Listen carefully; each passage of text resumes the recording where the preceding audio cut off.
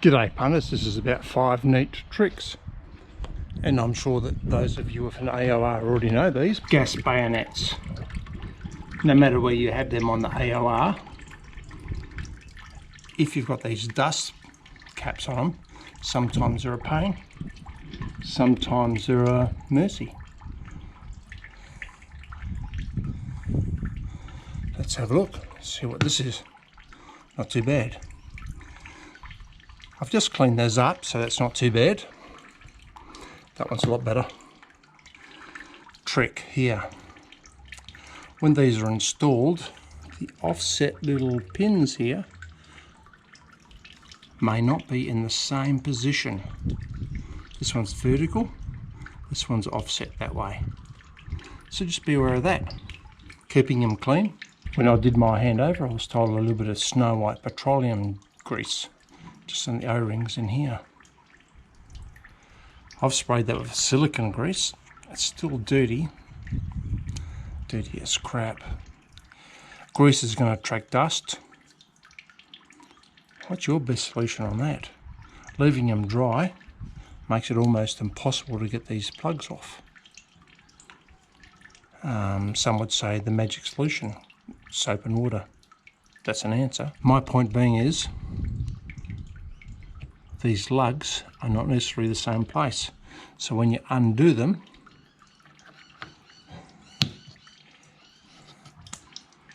don't go all the way to the left. It still locks it up.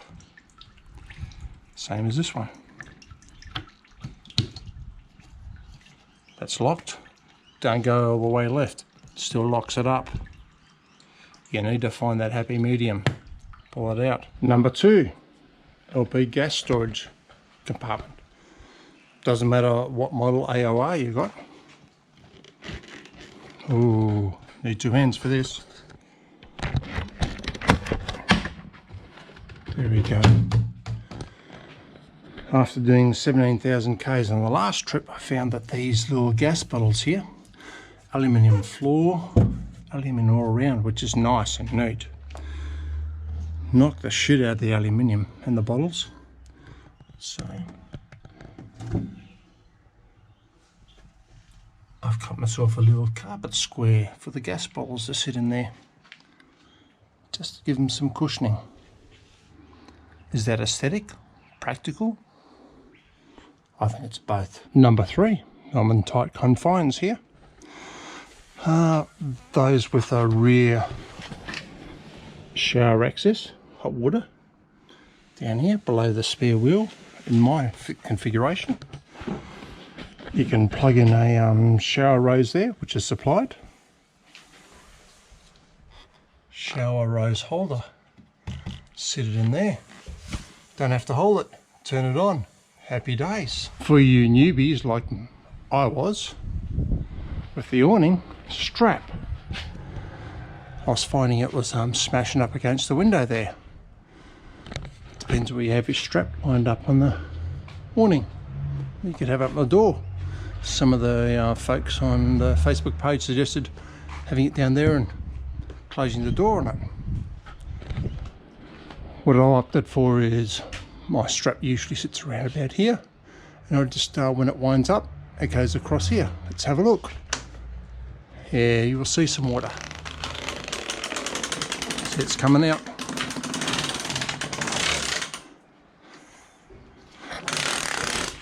So there it is there. Probably a good 2 feet from the end. I don't want to leave that down because it's wet, so it needs to dry out. Yeah, so a couple of ways you can deal with that strap. Instead of it flapping around, wind it up on an angle like I have, like some good folks suggested in the Facebook page. Have your strap lined up over the door and just push it inside the door and close the door. It's not necessarily a tip or a trick, but just keep an eye out these dome nuts on their calipers. These things here, they go missing. There's a little spring washer underneath the dome nut, so make sure the dome nut's done up. At least to take up the spring washer and keep an eye on them. Keep some spares in your toolbox too, I reckon. While you're at those dome nuts, get a couple of the bleeder nipple boots spares as well. This has just come off mine as well. It's a bit non-existent really. Another tip you might store in your book is these little mounting screws and nuts here. I recently had one disappear off that end, and I picked that up because it was getting difficult to roll out the awning and fold it back up. The other nut and screw was loose, and so were these two. So I actually went around and tightened up all the bolts, screws, nylocks, and hex screws to do with the awning, everything. Then I went around and tightened up the rear mounting bar as well. Those hex bolts and some mounting bolts underneath as well. So just a tip, if your awning is getting a little bit tough, check these screws and nuts out in here. Next little trick, Weber Q. It has these matrices have these cutouts here for bungee cords. I'll show you.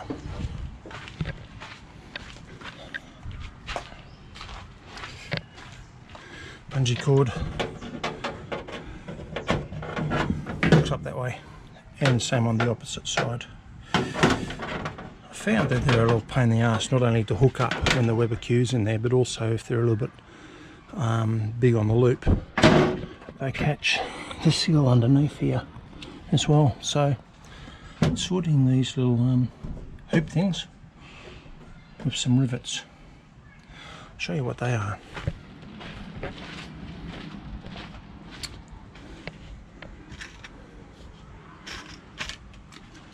The rivets I'm using, they probably should be stainless, but I've got aluminium, 4mm diameter, 3.2 grip. You don't want them sticking too far through the floor of the kitchen. Those little hoops, wire eye straps, 5mm pack. So 5mm is the diameter of the stainless, and they're 316 stainless. Not using the screws, obviously using the pop rivets. Make sure you have the right drill to drill through steel, stainless and stuff. Otherwise it's a bit hard. Probably helps is making sure you get the right size bungee cord as well. You can see they fit through pretty easily. Not going to stick through the bottom of the floor anymore, so I'm not going to have any problems with that. And they should be easier to install once the Weber Q's in there. That was so much easier installing. After I drilled those holes, each hole I vacuumed out all the swarf as well, just to get rid of it. What size is the right size bungee cord? Let's measure these up so you get an idea. The elastic part is probably 550. Total length from bottom hook to the other bottom of the hook, we lined up there, it's going to be about 675, and the thickness of the bungee cord there is going to be